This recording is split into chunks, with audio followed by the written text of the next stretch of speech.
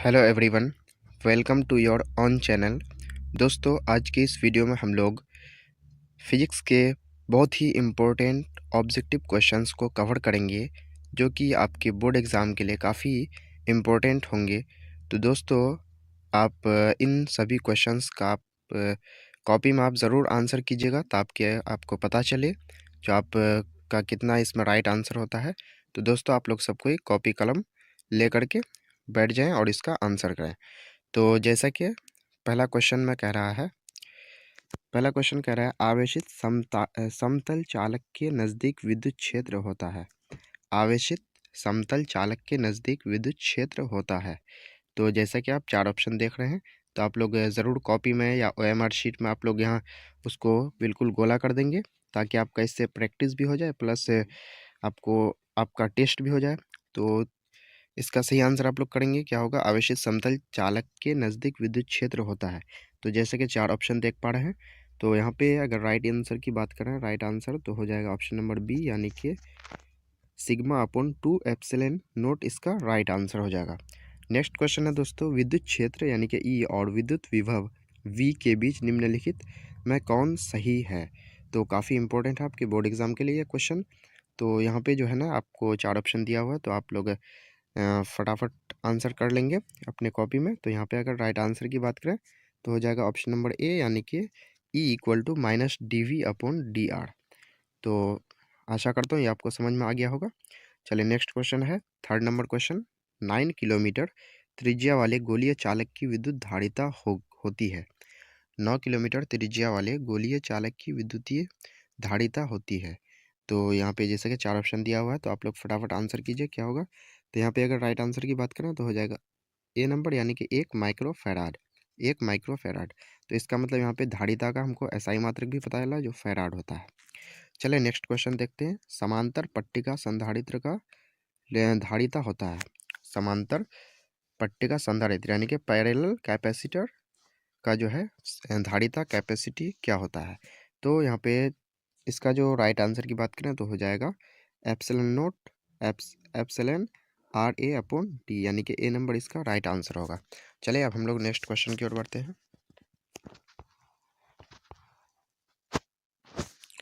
Next question जैसे कि आप देख पा रहे हैं, नेक्स्ट क्वेश्चन है, गैल्वेनोमीटर का प्रतिरोध G और वोल्ट मीटर का प्रतिरोध V है। बीच निम्नलिखित में कौन सा संबंध सही है। तो जैसे कि चार ऑप्शन दिया हुआ है, तो यहाँ पे अगर राइट आंसर की बात करें, तो हो जाएगा ऑप्शन नंबर ए, यानी कि V ग्रेटर देन G होगा। नेक्स्ट है, वेटस्टोन ब्रिज का व्यवहारिक ढांचा निम्नलिखित में कौन है। वेरी इंपॉर्टेंट क्वेश्चन कह रहा है, वेटस्टोन ब्रिज का व्यवहारिक ढांचा निम्नलिखित में कौन है। तो यहाँ पे चार ऑप्शन दिया हुआ है, यहाँ पे अगर राइट आंसर की बात करें, तो हो जाएगा ऑप्शन नंबर सी, यानी कि मीटर ब्रिज। नेक्स्ट है, एक तार का विशिष्ट प्रतिरोध निर्भर करता है। एक तार का जो विशिष्ट यानी कि स्पेसिफिक जो रेजिस्टेंस है, वो निर्भर करता है, डिपेंड करता है। तो जैसे कि चार ऑप्शन दिया हुआ है, यहाँ पे अगर राइट आंसर की बात करें, तो हो जाएगा ऑप्शन नंबर डी, यानी कि पदार्थ की प्रकृति पर, नेचर ऑफ सब्सटेंस, इस पर डिपेंड करता है। चले, हम लोग नेक्स्ट क्वेश्चन की ओर बढ़ते हैं। नेक्स्ट क्वेश्चन कह रहा है, किरचॉफ्स के बिंदु नियम में निम्नलिखित में कौन भौतिक राशि संरक्षित रहती है। किरचॉफ के बिंदु नियम में निम्नलिखित में कौन भौतिक राशि संरक्षित रहती है।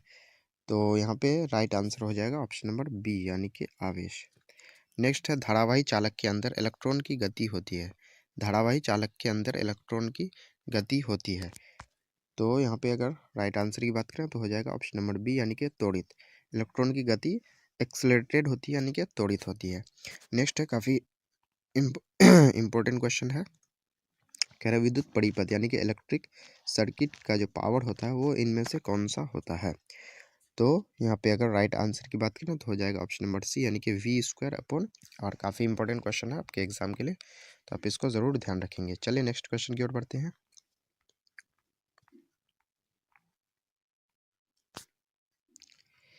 नेक्स्ट है, चुंबकीय क्षेत्र में गतिशील आवेश पर बल के लिए निम्नलिखित में कौन सही है। चुंबकीय क्षेत्र में गतिशील आवेश पर बल के लिए निम्न में कौन सही है।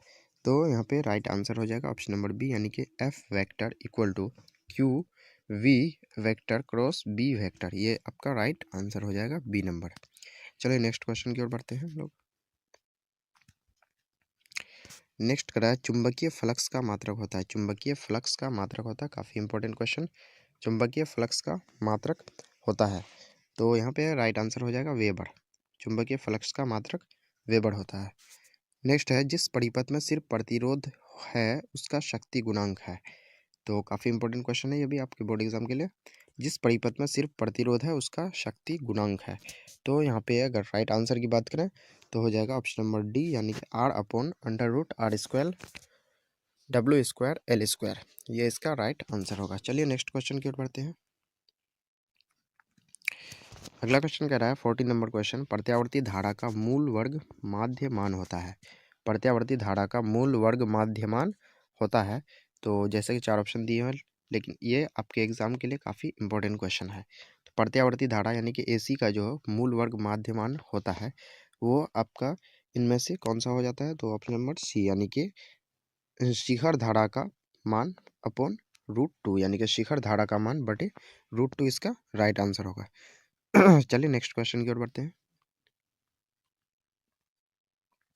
नेक्स्ट कह रहा है एक चुंबक के चुंबकीय लंबाई यानी कि मैग्नेटिक लेंथ LM और ज्यामितीय लंबाई यानी कि ज्योमेट्रिक लेंथ LG के बीच निम्नलिखित में कौन सही संबंध है, तो काफ़ी इंपॉर्टेंट क्वेश्चन है ये भी आपके बोर्ड एग्जाम के लिए।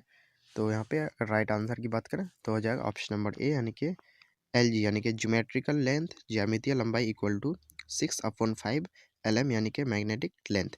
तो इसको आप इस तरह से भी दिया जा सकता है, LG यानी कि यहाँ पे 5 LG कर देगा, उसके बाद इक्वल टू 6 LM, या फिर आपको LM इक्वल टू 5/6 LG भी दे सकता है, तो आप इसमें कंफ्यूज नहीं होंगे।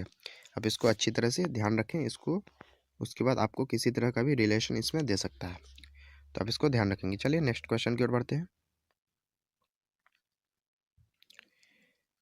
नेक्स्ट कह रहा है यदि BH पृथ्वी के चुंबकीय क्षेत्र का क्षैतिज घटक और डेल्टा नमन कोण हो तो पृथ्वी के चुंबकीय क्षेत्र के लिए निम्नलिखित में कौन सही है, तो आप लोग फटाफट आंसर कीजिए अपनी कॉपी में। यहाँ पे अगर राइट आंसर की बात करें तो हो जाएगा option number A, BH upon cos delta.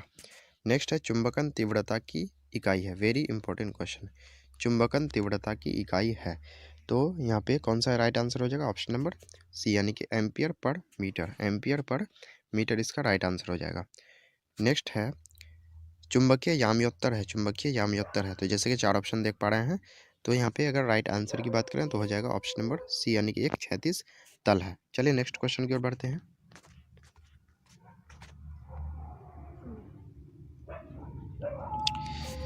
सामान्य समायोजन में सरल सूक्ष्मदर्शी का आवर्धन क्षमता होता है, वेरी इंपॉर्टेंट क्वेश्चन। सामान्य समायोजन में सरल सूक्ष्मदर्शी का आवर्धन क्षमता मैग्नीफाइंग पावर होता है, तो यहाँ पे अगर राइट आंसर की बात करें तो हो जाएगा ऑप्शन नंबर सी, यानी कि 1/f/1+f/d, 1+f/d इसका राइट आंसर होगा। नेक्स्ट है समान आँख लेंस का फोकस दूरी लगभग होता है, समान आँख लेंस का फोकस दूरी लगभग होता है, तो जैसे कि आप सब इसको जानते हैं, इसका हो जाता है ऑप्शन नंबर सी, यानी कि 25 सेंटीमीटर। समान आँख लेंस का फोकस दूरी, यानी फोकस दूरी वहाँ होता है जहाँ पे इमेज बनती है, तो इसका हो जाएगा 25 सेंटीमीटर।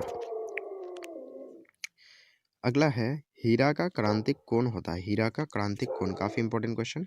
हीरा का क्रांतिक कोण होता है, तो यहाँ पे इसका राइट आंसर हो जाएगा ऑप्शन नंबर ए, यानी कि 24/41 डिग्री, 24/41 डिग्री। नेक्स्ट है दो संपर्कित उत्तल लेंसों का समतुल्य लेंस होता है। दो अगर कॉन्टेक्ट उत्तल लेंस को अगर कॉन्टेक्ट कर लेते हैं, मिला देते हैं, सटा देंगे अगर उसको, तो उसका समतुल्य लेंस जो होगा वो किसके बराबर होगा इनमें से, तो यहाँ पे चार ऑप्शन दिया हुआ है, यहाँ पे राइट आंसर हो जाएगा ऑप्शन नंबर ए, यानी कि उत्तल के बराबर हो जाएगा। अगर उत्तल को मिलाएंगे तो उत्तल के बराबर ही होगा। चलिए नेक्स्ट क्वेश्चन की ओर बढ़ते हैं। कह रहा है प्रकाश तंतु यानी कि ऑप्टिकल फाइबर का मूल सिद्धांत है, काफ़ी इंपॉर्टेंट क्वेश्चन आपके बोर्ड एग्जाम के लिए, बहुत ही ज़्यादा इंपॉर्टेंट क्वेश्चन है ये। ऑप्टिकल फाइबर जिसको प्रकाशिक तंतु बोलते हैं वो उसका मूल सिद्धांत है, यानी कि किस पर ये आधारित है, तो इसका हो जाएगा ऑप्शन नंबर डी, यानी कि पूर्ण आंतरिक परावर्तन, टोटल इंटरनल रिफ्लेक्शन, जिसको TIR बोला जाता है, तो काफ़ी इंपॉर्टेंट क्वेश्चन, आप इसको ज़रूर ध्यान रखेंगे। तो चलिए नेक्स्ट क्वेश्चन की ओर बढ़ते हैं।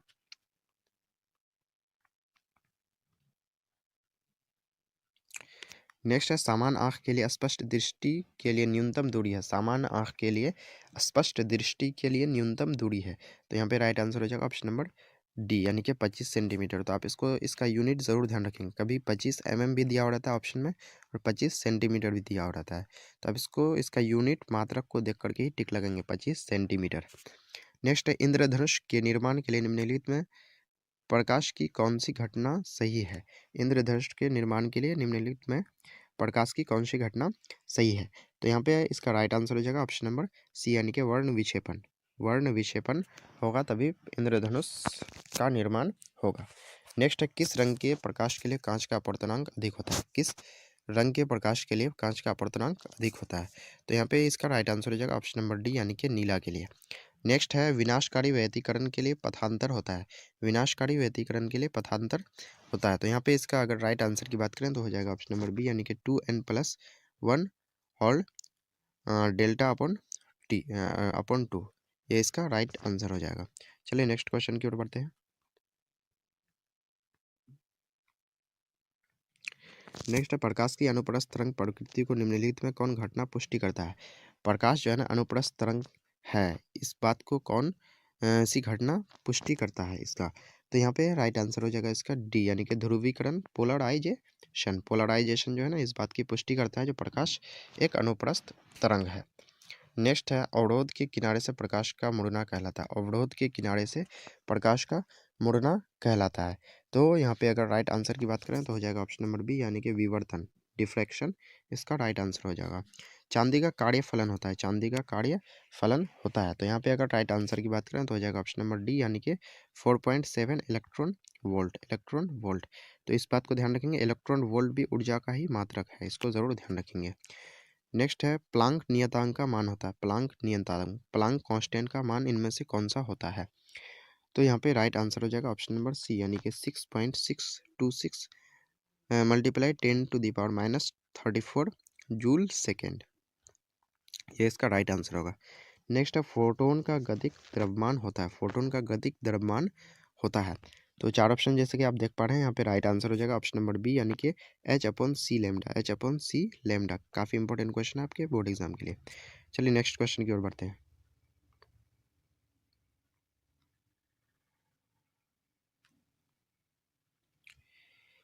नेक्स्ट कह रहा है निम्नलिखित में कौन श्रेणी प्रागैगिनी परिसर में है। निम्नलिखित में कौन श्रेणी प्रावैगिनी परिसर में है, यानी कि कौन सा सीरीज प्रावैगिनी परिसर में है। तो यहाँ पे अगर राइट आंसर की बात करें दोस्तों तो हो जाएगा ऑप्शन नंबर ए, यानी कि लाइमन सीरीज, यानी कि लाइमन श्रेणी। नेक्स्ट है रेडियो एक्टिविटी के लिए निम्नलिखित में कौन उपयुक्त नहीं है। रेडियो एक्टिविटी के लिए निम्नलिखित में कौन उपयुक्त नहीं है। तो यहाँ पे चार ऑप्शन जैसे कि आप देख पा रहे हैं तो हो जाएगा ऑप्शन नंबर बी, यानी कि प्राकृतिक घटना, ये उपयुक्त नहीं है। नेक्स्ट है तेजी से चलने वाला इलेक्ट्रॉन होता है। काफ़ी इंपॉर्टेंट क्वेश्चन, तेजी से चलने वाला इलेक्ट्रॉन होता है। तो यहाँ पे हो जाएगा ऑप्शन नंबर बी, यानी कि बीटा किरण। नेक्स्ट है अल्फा कण होता है। तो चार ऑप्शन जैसे कि आप देख पा रहे हैं तो आप लोग सबको ही OMR शीट ले लेंगे तो ज़्यादा अच्छा रहेगा। OMR में आप ये सब आंसर करेंगे। तो अल्फा कण होता है। तो यहाँ पे अगर राइट आंसर की बात करें दोस्तों तो हो जाएगा ऑप्शन नंबर सी हो जाएगा, यानी कि हीलियम नाभिक। अल्फा कण जो होता है वो हीलियम नाभिक में होता है। ठीक है, चलिए नेक्स्ट क्वेश्चन की ओर बढ़ते हैं। नेक्स्ट कह रहा है प्रेसी एंटीना की प्रास टीवी प्रेषण टावर की ऊंचाई और पृथ्वी की त्रिज्या के बीच संबंध है। तो यहाँ पे जैसे कि आप क्वेश्चन देख पा रहे हैं तो 37 का अगर राइट आंसर की बात करें दोस्तों तो 37 का हो जाएगा बी नंबर, यानी कि बी नंबर, यानी कि D equal to √2HR। D equal to √2HR, यानी कि प्रेसी एंटीना की प्रास इक्वल टू √2 और प्रेषण टावर की ऊंचाई और रेडियस ऑफ अर्थ, यानी कि पृथ्वी की त्रिज्या। नेक्स्ट है मूल अवस्था में हाइड्रोजन परमाणु की ऊर्जा होती है। मूल अवस्था में हाइड्रोजन परमाणु की ऊर्जा होती है। तो यहाँ पे अगर राइट आंसर की बात करें तो हो जाएगा ऑप्शन नंबर डी, यानी कि -13.6 इलेक्ट्रॉन वोल्ट। तो ध्यान रखना इलेक्ट्रॉन वोल्ट ऊर्जा की इकाई है, यूनिट है।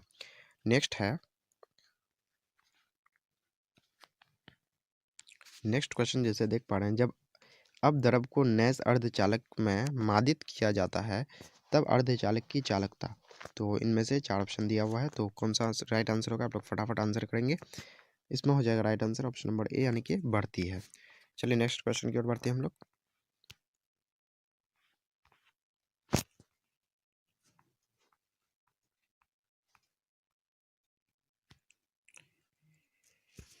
नेक्स्ट क्वेश्चन है नोर गेट का बूलियन व्यंजक है, Boolean expression of NOR gate, NOR gate का बूलियन व्यंजक है।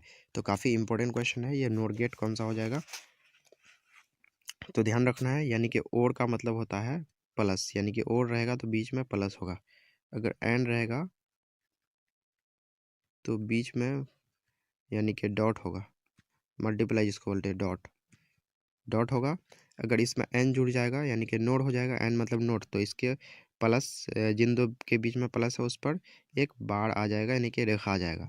उसी तरह से अगर इसमें नोड जुड़ जाएगा यानी कि एन जुड़ जाएगा तो यह नैंड हो जाएगा। तो नैंड गेट में भी क्या हो जाएगा, डॉट जैसे कि ए बी रहेगा और ऊपर इसका बार चढ़ जाएगा, यानी कि अगर एन आगे आ गया तो उस ऊपर बार हो जाएगा, अगर और है तो प्लस बीच में रहेगा, एंड है तो बीच में डॉट रहेगा यानी कि मल्टीप्लाई रहेगा। तो जैसे कि यहाँ नोड पूछ रहा था तो बीच में प्लस होगा और ऊपर बार होगा। तो यहाँ पे कौन सा बीच में प्लस है, इसमें बीच में प्लस है लेकिन बार नहीं है, इसमें डॉट है यानी कि मल्टीप्लाई है, बार नहीं है। तो यहाँ पे ऑप्शन नंबर सी यानी कि Y equal to A plus B पर बार इसका राइट आंसर होगा। चलिए नेक्स्ट क्वेश्चन देख लेते हैं। कह रहा है अर्ध तरंगी दिष्टकरण में 50 हर्ट्ज के निवेश आवृत्ति के लिए निम्नलिखित में कौन सही निर्गम आवृत्ति है। तो यहाँ पे 41 नंबर का राइट आंसर हो जाएगा आपका बी नंबर यानी कि 50 हर्ट्ज। चलिए नेक्स्ट क्वेश्चन की ओर बढ़ते हैं। नेक्स्ट क्वेश्चन कर रहा है द्विआधारी संख्या यानी कि बाइनरी नंबर 11110 बेस 2 का दार्शनिक संख्या निम्नलिखित में कौन है, यानी कि इसको डेसिमल नंबर में चेंज करना है, दार्शनिक संख्या में चेंज करना है। तो यहाँ पे राइट आंसर इसका क्या हो जाएगा, तो इसको आपको बनाना पड़ेगा। तो इसका राइट आंसर मैं बता देता हूँ, 42 का बी नंबर हो जाएगा यानी कि 30/10 इसका राइट आंसर हो गया, 30/10 इसका राइट आंसर होगा यानी कि 42 नंबर का। नेक्स्ट है इलेक्ट्रॉन पर आवेश होता है, तो ये सब आपको पता होगा, इलेक्ट्रॉन पर आवेश कितना होता है। तो यहाँ पे हो जाएगा ऑप्शन नंबर डी यानी कि इक्वल टू -1.6 मल्टीप्लाई 10⁻⁹ कूलम। यहाँ पे राइट आंसर हो जाएगा 43 नंबर का डी। अगला 44 नंबर।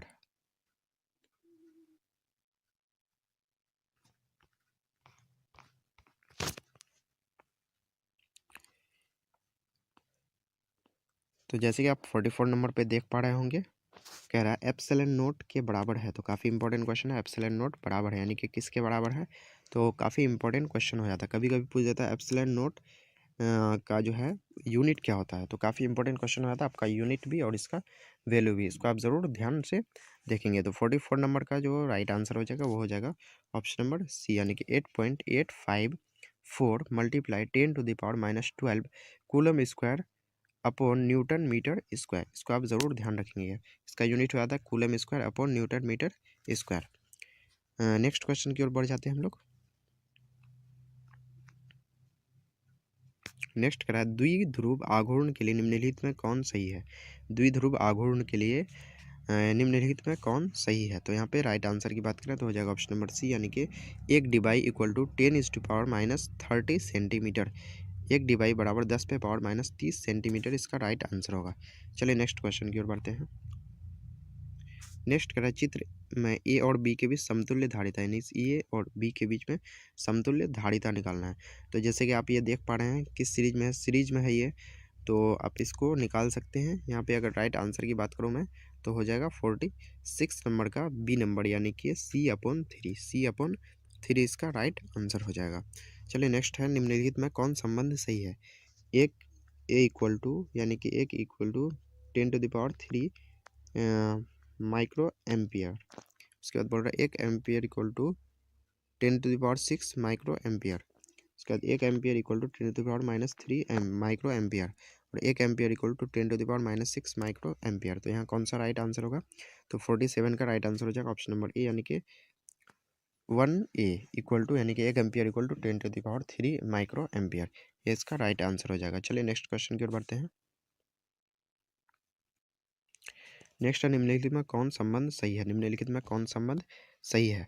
तो यहाँ पे अगर राइट आंसर की बात करें 48 नंबर की, तो यहाँ पे हो जाएगा ऑप्शन नंबर ए यानी कि धारा घनत्व इक्वल टू I/A, इसका राइट आंसर होगा। नेक्स्ट क्वेश्चन है प्रतिरोध के लिए निम्नलिखित में कौन संबंध सही है, प्रतिरोध के लिए निम्नलिखित में कौन संबंध सही है। तो जैसे कि आप सब जानते होंगे 49 नंबर का राइट आंसर हो जाएगा ऑप्शन नंबर बी यानी कि R equal to rho L upon A, R equal to rho L upon A इसका राइट आंसर होगा। चलिए नेक्स्ट क्वेश्चन की ओर बढ़ते हैं।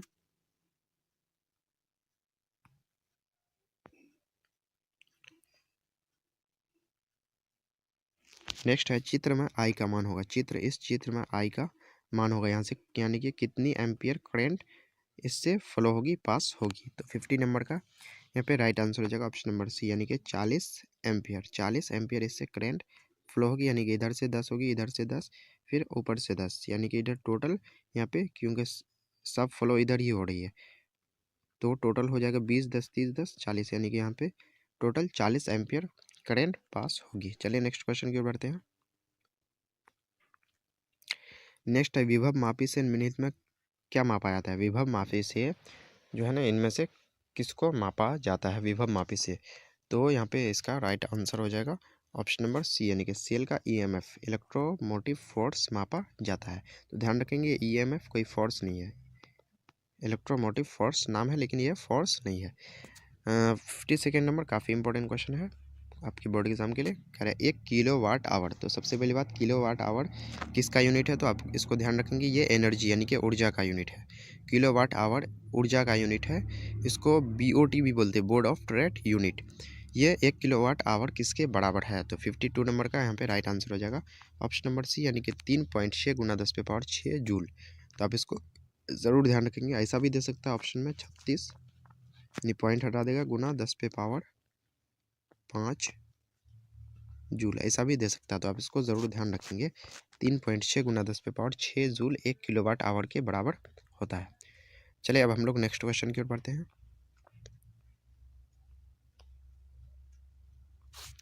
नेक्स्ट है एक टेस्ला होता है, एक टेस्ला किसके बराबर होता है। तो यहाँ पे राइट आंसर हो जाएगा ऑप्शन नंबर बी, यानी कि वेबर पर मीटर स्क्वायर के, यानी कि 1 वेबर पर मीटर स्क्वायर के। नेक्स्ट है चुंबकीय फ्लक्स होता है, चुंबकीय फ्लक्स होता है। तो यहाँ पे जैसे कि 4 ऑप्शन देख पा रहे हैं, तो इसका राइट आंसर हो जाएगा ऑप्शन नंबर ए, यानी कि phi equal to B vector dot A vector, ये इसका राइट आंसर हो जाएगा। चलिए नेक्स्ट क्वेश्चन की ओर बढ़ते हैं।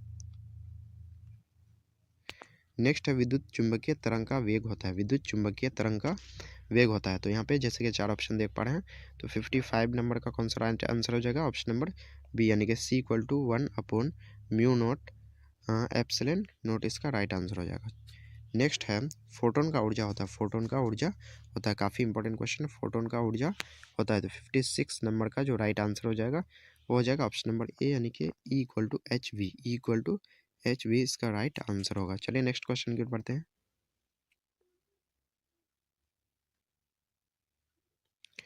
नेक्स्ट है एक इलेक्ट्रॉन वोल्ट के बराबर होता है। तो जैसे कि अभी मैंने बताया, इलेक्ट्रॉन वोल्ट एनर्जी का यानी कि ऊर्जा का मात्रक है। तो एक इलेक्ट्रॉन वोल्ट बराबर होता है, तो इनमें से किसके बराबर हो जाएगा, तो ऑप्शन नंबर ए, यानी कि 1.6 × 10⁻−19 जूल, 1.6 × 10⁻−19 जूल के बराबर होता है एक इलेक्ट्रॉन वोल्ट। तो इसको ज़रूर ध्यान रखेंगे। नेक्स्ट है निम्नलिखित में कौन सही है, निम्नलिखित में कौन सही है। 58 नंबर का बोल रहा है निम्नलिखित में कौन सही है। तो यहाँ पे जैसे कि आपको यहाँ पे बाइनरी का भी आपको नॉलेज होना चाहिए, प्लस डेसिमल का भी नॉलेज होना चाहिए। तो यहाँ पे अगर राइट आंसर की बात करें 58 नंबर का, तो हो जाएगा ए नंबर, यानी कि 111 बाइनरी नंबर में जो है वही हो जाएगा 7 डेसिमल नंबर में। नेक्स्ट है द्विआधारी योग के लिए निम्नलिखित में कौन सही नहीं है, इनमें से कौन सही नहीं है। तो 0 0 0 + 0 0, 1 + 0 1, 0 + 1 1 और 1 + 1 1। तो यहाँ पे राइट आंसर हो जाएगा 59 नंबर का डी, यानी कि 1 + 1 1, ये सही नहीं है। चलिए नेक्स्ट क्वेश्चन की ओर बढ़ते हैं। बोल रहा है किसी ऊंचाई ट्रांसफार्मर में यदि प्राइमरी और सेकेंडरी कुंडली में क्रमशः N1 और N2 लपेटें हो तब। तो काफ़ी इंपॉर्टेंट क्वेश्चन है आपकी बोर्ड एग्जाम के लिए। तो यहाँ पे ध्यान रखेंगे इसको, 60 नंबर को, 60 नंबर का राइट आंसर हो जाएगा ऑप्शन नंबर बी, यानी कि N2 ग्रेटर देन होगा N1, यानी कि जो सेकेंडरी कुंडली है उसका लपेटा ज़्यादा होगा N1 से, पहली से। नेक्स्ट हाइड्रोजन वर्ण क्रम की कौन सी श्रेणी दृश्य भाग में पड़ती है। तो इनमें से कौन सी श्रेणी जो है ना वो दृश्य भाग में पड़ती है, यानी कि जो दिखाई देती है। तो यहाँ पे हो जाएगा, यहाँ पे राइट आंसर हो जाएगा ऑप्शन नंबर ए, यानी कि बामर श्रेणी, बामर सीरीज। नेक्स्ट है उत्तल लेंस की फोकस दूरी 1 मीटर है तो इसकी शक्ति होगी। अगर उत्तल लेंस की फोकस दूरी 1 मीटर है तो इसकी शक्ति होगी, तो P = होता है 1/f। तो 1/f जो है 1 मीटर है, तो यानी कि 1 ही रहेगा, यानी कि ऑप्शन नंबर सी जो है ना इसका राइट आंसर हो जाएगा 1 डायऑप्टर। तो ध्यान रखेंगे फोकस दूरी जो है ना सॉरी जो शक्ति होता है लेंस का शक्ति उसका यूनिट होता है 1/मीटर या पर मीटर, मीटर पे पावर -1। ये इस पावर ऑफ लेंस का यूनिट SI यूनिट होता है, लेकिन प्रचलित माध्यम में उसको डायऑप्टर भी कहते हैं। चलिए नेक्स्ट क्वेश्चन की ओर बढ़ते हैं। नेक्स्ट है संयुक्त सूक्ष्मदर्शी के लिए निम्नलिखित में कौन सही नहीं है। संयुक्त सूक्ष्मदर्शी के लिए कंपाउंड माइक्रोस्कोप के लिए निम्न में कौन सा रिलेशन सही नहीं है। तो यहाँ पे राइट आंसर हो जाएगा ऑप्शन नंबर बी, यानी कि FO equal less than FE। पतले प्रिज्म द्वारा न्यूनतम विचलन का कोण होता है। Very important question. पतले प्रिज्म द्वारा न्यूनतम विचलन का कोण होता है। तो 64 नंबर का हो जाएगा ऑप्शन नंबर सी, यानी कि μ-1 होल ए, ये इसका राइट आंसर होगा। नेक्स्ट है प्रकाश के अपवर्तन में निम्नलिखित में कौन भौतिक राशि नहीं बदलता है। यानी कि प्रकाश का जब अपवर्तन होता है तो निम्न में से क्या नहीं बदलता है, कौन सी भौतिक राशि। तो तीव्रता चेंज होती है नहीं, वेग, तरंगदैर्घ्य, आवृत्ति। तो यहाँ पे राइट आंसर हो जाएगा ऑप्शन नंबर डी, यानी कि आवृत्ति चेंज नहीं होती है। तो काफ़ी इंपॉर्टेंट क्वेश्चन आपके बोर्ड एग्जाम के लिए। नेक्स्ट क्वेश्चन की ओर बढ़ते हैं। कह रहा है यदि हवा में प्रकाश का वेग VA और पानी में प्रकाश का वेग VB हो तब इनमें से कौन सा रिलेशन सही होगा। तो 66 नंबर का हो जाएगा ऑप्शन नंबर बी, यानी कि जो एयर में प्रकाश का वेग है वो ज़्यादा होगा और वाटर में प्रकाश का वेग कम होगा, यानी कि हो जाएगा option number B, VA greater than VW। चलिए नेक्स्ट क्वेश्चन की ओर बढ़ते हैं हम लोग।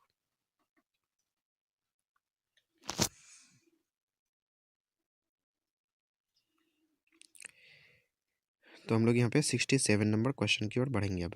67 नंबर क्वेश्चन कर रहा है जल के लिए क्रांतिक कौन होता है। जल के लिए क्रांतिक कौन होता है। तो काफ़ी इंपॉर्टेंट क्वेश्चन, ये तो इतना इंपॉर्टेंट क्वेश्चन नहीं, लेकिन हीरा वाला काफ़ी इंपॉर्टेंट क्वेश्चन है। हीरा का हम लोग देखे थे 24.41 डिग्री। तो यहाँ पे देख लेते हैं जल के लिए क्रांतिक कौन होता है, यानी कि 67 नंबर का हो जाएगा ऑप्शन नंबर डी, यानी कि 48.75 डिग्री, यानी कि 48.75 डिग्री इसका राइट आंसर होगा। नेक्स्ट है रचनात्मक व्यतिकरण के लिए कलांतर होता है। रचनात्मक व्यतिकरण के लिए कलांतर होता है। तो ये इतना इंपॉर्टेंट क्वेश्चन नहीं है, तब भी यहाँ पे बता देता हूँ। 68 नंबर का हो जाएगा ए नंबर, यानी कि फाई इक्वल टू 2n पाई इसका राइट आंसर होगा। चलिए नेक्स्ट क्वेश्चन की ओर बढ़ते हैं। तो नेक्स्ट क्वेश्चन है प्रकिरणित प्रकाश की तीव्रता L के लिए निम्नलिखित में कौन सही है। तो 69 नंबर का हो जाएगा ऑप्शन नंबर डी, यानी कि एल जो है ना डायरेक्टली प्रोपोर्शनल टू 1 लेमडा पे पावर 4 इसका राइट आंसर होगा। नेक्स्ट है कांच के समांतर सतह की पट्टी का फोकस दूरी होता है। कांच के समांतर सतह की पट्टी का फोकस दूरी होता है। तो 70 नंबर का हो जाएगा ऑप्शन नंबर बी, यानी कि अनंत होता है। दोस्तों यहाँ पे हम लोगों ने जो इम्पोर्टेंट 70 क्वेश्चंस था फिजिक्स का वो हम लोग कवर कर चुके हैं। तो आपको वीडियो अगर अच्छा लगे तो वीडियो को लाइक कर दीजिएगा, और चैनल पर अगर नए हैं तो चैनल को सब्सक्राइब करके बेल आइकन को प्रेस कर दीजिएगा।